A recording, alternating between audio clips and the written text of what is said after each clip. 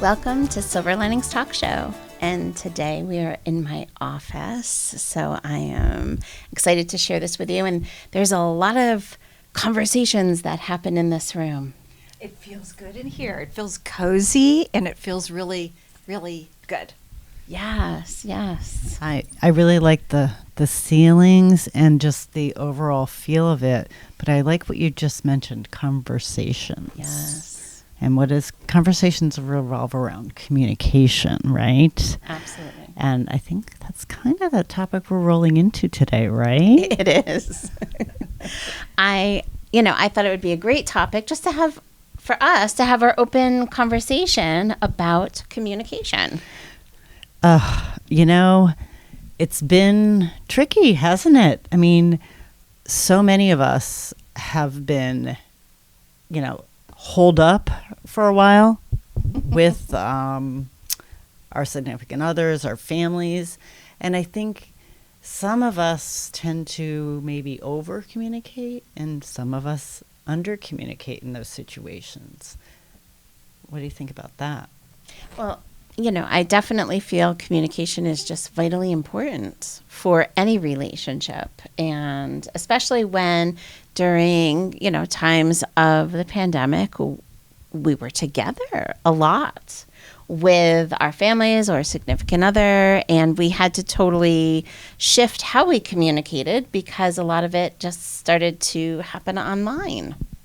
So, I feel like if we could, just briefly talk about like how we make communication good in our own households and maybe even in our own relationships, because I think like that's a huge piece. Oh, definitely. I, worked in the same house as my husband, and we kept our distance all day. But we, when things opened up just a little bit, would make it a point to have like dates. We call them linners, not dinner, not lunch, but dinner. That's cute. Because then it would be less crowded and we could go and have purposeful conversations with each other. And we'd bring notebooks, things we were planning to talk to about each other. Because when you're passing each other during the day, seeing each other all the time, you really do forget to discuss things, right? Because you're like, oh, I see you every day. Didn't I tell you that? Oh, no, I didn't. Oh, because you didn't write it down and you didn't really have a purposeful conversation. So it created this, time for us to really, really communicate. Yeah. Awesome. And to connect in even a stronger way. Yeah. So any thoughts you have regarding, maybe communication or communication styles? I know for me, it's always been about trying to be respectful in communication and trying to honestly listen to each other's perspective and point of view. And, each person then feels validated and heard is just super important. How about any thoughts you might have? Yeah, I mean, for me, listening is really, really, really important. And I have to pay attention and really listen because I can get wound up in my communication and my feelings. And even most recently, there was a situation where I had asked something of my husband, and I noticed that he came off in a defensive kind of way. I was just asking a question. And I'm glad I recognized that it was defensive because I was able to actually put him at ease and say, you're hearing this as a question that's putting you on the defensive. I can hear it defense in your voice. And I'm actually just matter of fact, asking. So I was happy that I paid attention, that I noticed that. And that for me, that's the key is to, to really pay attention to the communications. Absolutely. And when communication doesn't go so well, it can lead couples down a path that could also lead towards divorce. And, that also is a focus of our show today with an amazing guest that we have. Right. But first, we want to kind of showcase a video of her and a book that she wrote about divorce. So why don't we check out her video?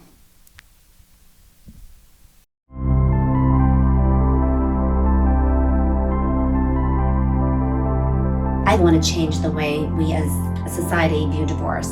There's so much shame and failure around divorce, and I really feel that it doesn't have to be that way. We all read books about the facts. This one brings in the spirituality.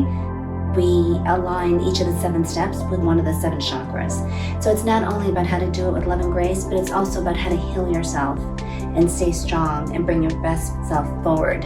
In my professional career, I've taken women through divorce, giving them confidence and control, watching them reinvent their lives and seeing them so happy. We all have so much more power than we think. We're not victims. You can get through it with love and grace, and you can come out even stronger and better, because divorce doesn't have to be an ending. It could be a beautiful new beginning, should you choose to write your story that way. Okay, wasn't that a great video to introduce this amazing guest, Sylvia Yes. Guinan, author, financial analyst, and author of this amazing book here, The Richness of Divorce. We are thrilled to have you here to fill us in on how this all came to be. Thank you. Thanks, ladies. I'm so happy to be here. This is fabulous. Thanks for the opportunity. I love your show, so I'm honored. So the book, I think, having gone through my transition and also having taken over 39 ladies through divorce, it's just a topic that is really important to me. I feel that it's really, really one of the most difficult and painful things that one can go through. And I feel I found my passion. I mean, I want to help people, give them support, give them hope so that they can navigate with love and grace and then recreate the lives that, they want to have now moving forward. So I'm very intrigued because I went through a divorce many years ago. And I love the title of your book, The Richness of Divorce. And it doesn't mean that we're going to be rich through divorce, right? Right. No, that's not. No. I mean, we hope we can be, but if we're not, no. The real point of it is that I think in life we really grow when we're going through hardship and change and pain and loss. And by richness, I mean, life is all about how you decide to take these experiences. And I think that if you decide to really learn from it and, connect with self, and rebuild your life, that you can be so much richer, you can be so much more fulfilled and better. And again, life's about perspective, right? So we can look at it and say, poor me, it didn't work. Or I always say, it's changing a word in a sentence. So listen to how different this sounds. Like if I say, well, why did this happen to me, right? I am like the victim, it's poor me. Or if I say, well, why did this happen for me, right? What's the lesson here and where am I supposed to be next? We become so much more empowered. And I think it's just a great way to approach life, is just In any situation. anything. Yes. Absolutely. Yes, absolutely. I really love the fact that you brought love and grace into it. Yes. And I think I recall something about stillness. And, being someone that hasn't gone through divorce, applying that to everyday issues, problems, just dealing with life.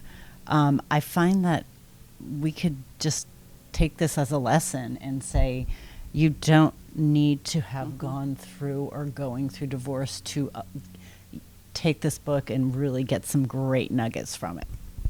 Oh, thank you. Thank you. No, I so appreciate that. And I've been told that by other readers that said, like, oh my God, I'm not going through divorce, but I've used the 7 steps to help me transition. So I do feel that there's another book in me, and then it will be really strictly just, the more general about just how to really use the 7 steps just for transition. Because let's face it, we're all going through transitions all the time, right? Whether it's our kids graduating from college or us switching jobs or careers or moving to a different location. Yes. Aging. Oh, yeah. So transition's happening all the time. And I think if we can do it with love and grace, again, we're so much a society of holding and struggling, and we don't have to struggle. And I think about love and grace is being more in a flow, right? Not struggling, but maybe surrendering to what's happening and being open to the opportunities, right, of the new beginning. And there's always new opportunities. And what I say to a lot of the ladies, because I really do love working with women in particular that are going through transition, is that, love and grace is something that you can have. So even if you're going through something with your partner and they're not choosing love and grace, you can still choose love and grace. And I always give the analogy, I think we learn so much from nature, right? But if you go outside and you're going to go for a swim and you're always just swimming on top, you really don't have a lot of control, right? Because if it's a beautiful day, you'll have a lovely swim. It'll be smooth. It'll be nice. If it's a stormy day, you're going to get tossed around a little bit more. It's going to be rocky. It's not until you dive in really deep and under the water where you get that really quiet, that stillness. And it's the same thing, I think, when we're going through transition is, even when we have outside forces or, somebody's reacting in maybe not a kind way, we could still get quiet and go deep and choose peace. So we do have a lot more power than we know. Mm-hmm. And to go along with that is, certainly talking about love and grace and going deep and going inward.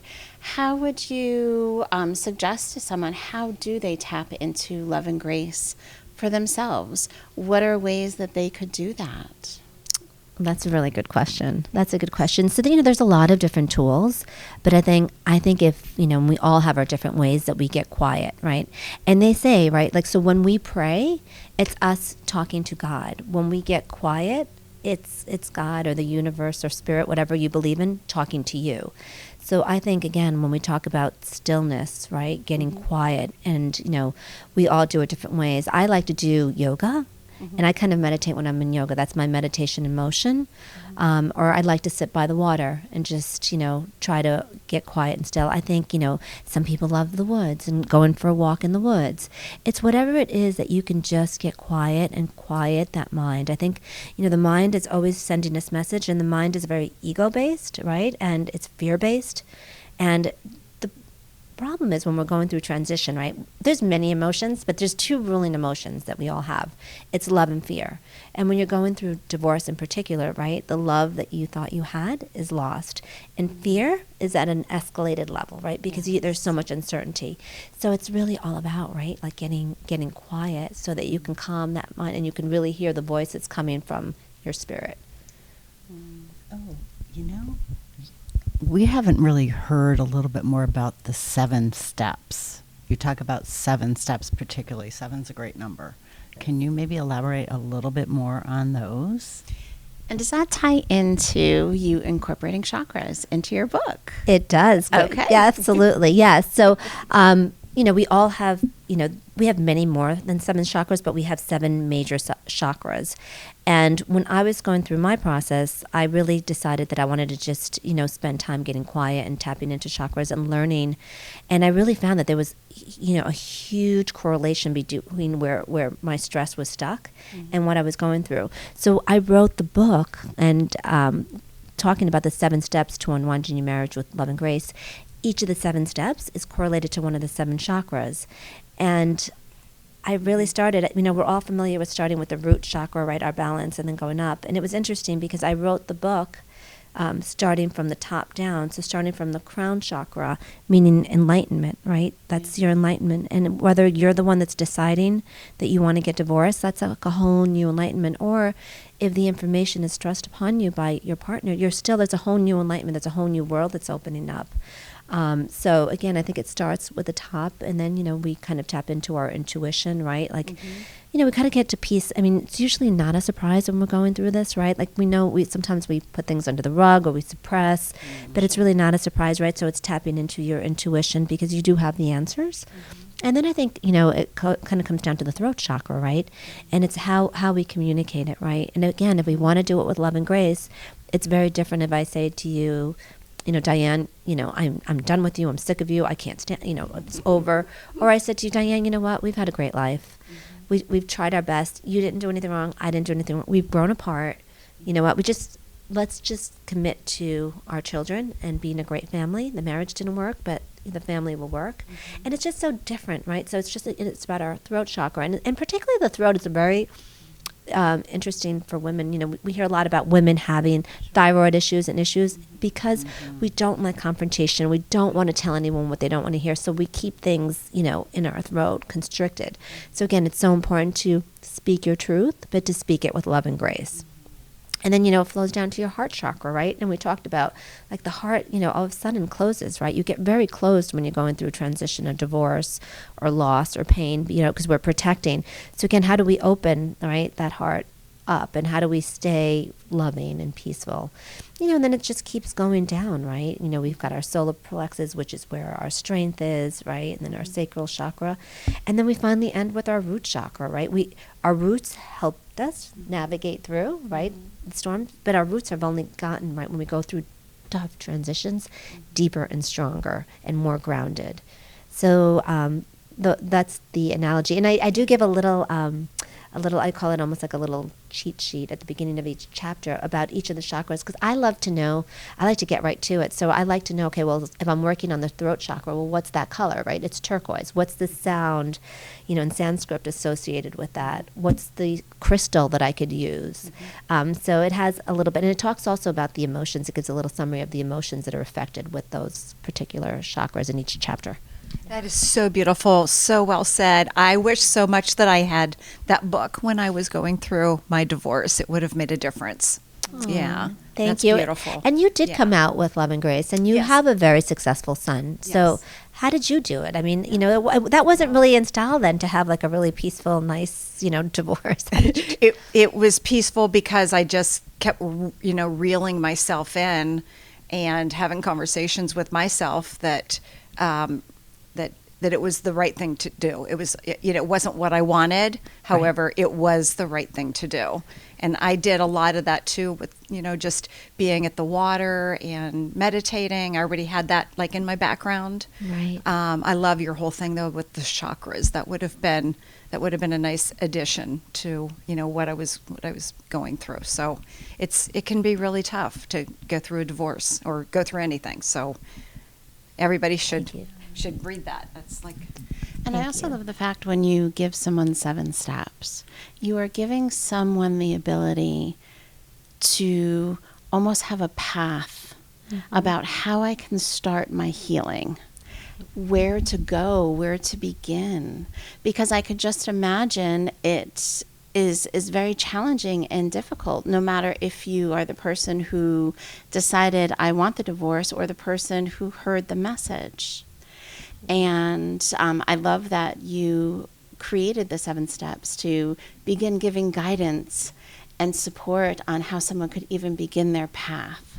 It's the framework that was beautiful. To have framework, to have a go-to when all else is like going haywire, right? You have in your book a go-to that you can relate to. It's relatable. It's beautiful. Oh. Yeah. Yes. Thank you so much, ladies. Yes.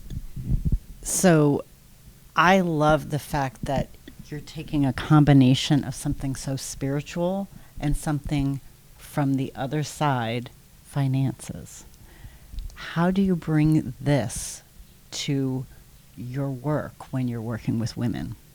Oh, thanks. So I think a lot, right, especially as women, right, we talk about everything. We talk about our hair, our skincare, our sex lives, but nobody talks about finance. And when you're going through divorce, too, I mean, again, and you could probably speak to this, I mean, the number one stressor in life in general tends to be finances, right? So it's such a heightened level of fear. So I feel like it's just my calling. I just love to have these women who basically, normally had somebody helping with or taking care of the finance.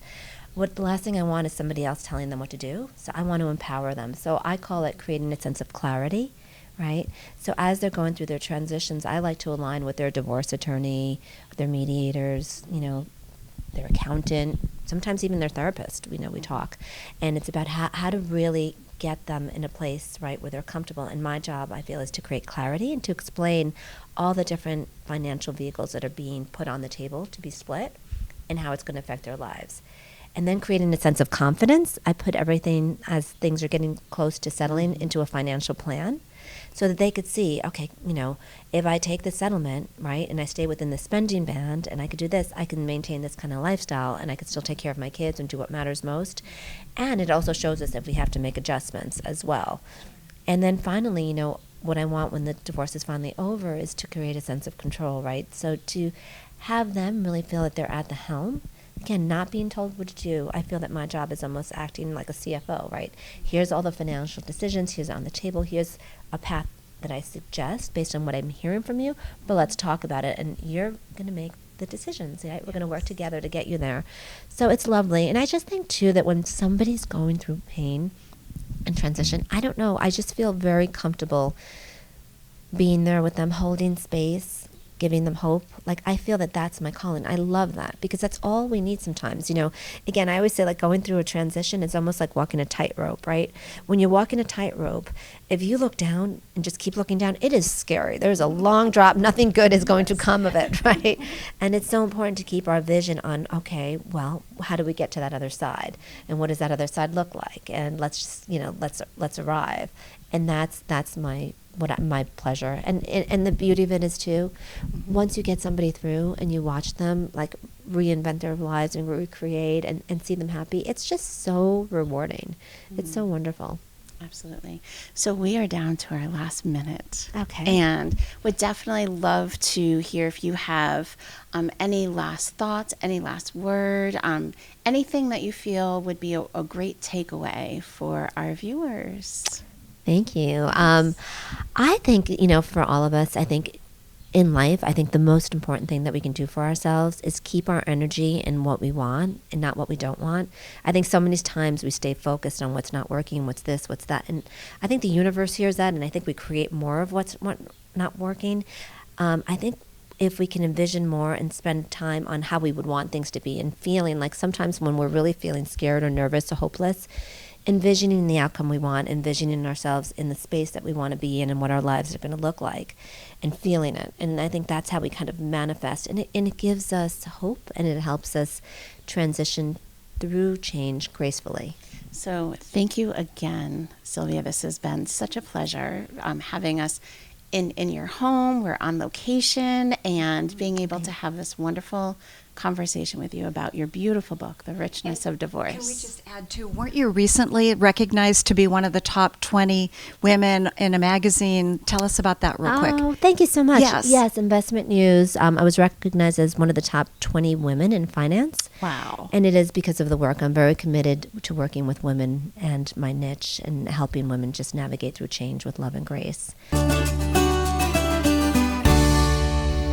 What a great guest, right? Absolutely. So much fun. But one of the things that is really bothering people these days is there's a lot of things that are high cost, right? Mm-hmm. Yes. And You're hearing that everywhere, especially the costs in the grocery stores. right. So I have just a few tips that where people can, it's not about coupon cutting and things like that, because I know nothing about that. But just want to throw that in.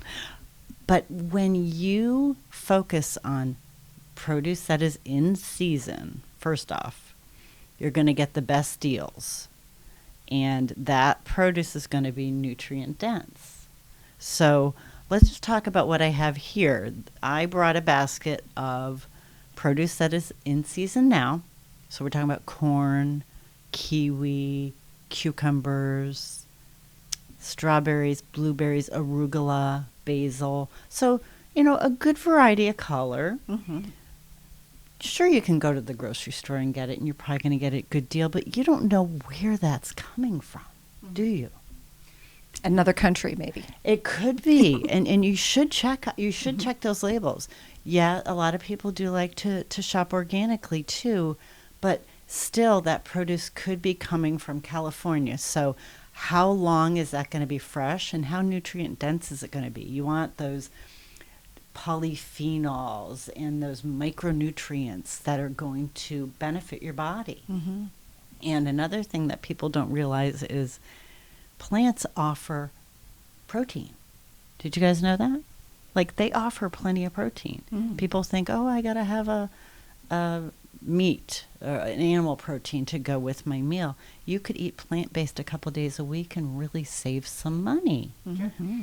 So where do you think you should be looking for this, where you're going to see lots of colorful produce? I love farmers markets. Yeah. Yeah. I mean, I do. I love them. There's one in my local town, Stonington, the Velvet Mill, where I like to shop there. But I also like to go to other ones at other places and maybe just make a day of it and go get lunch with my husband or look around that town and support that town as well. And the good reason, too, is that they rotate. So there might be a farmer's market on the green in Madison on, I don't know, Tuesdays. And I don't know. Check your towns.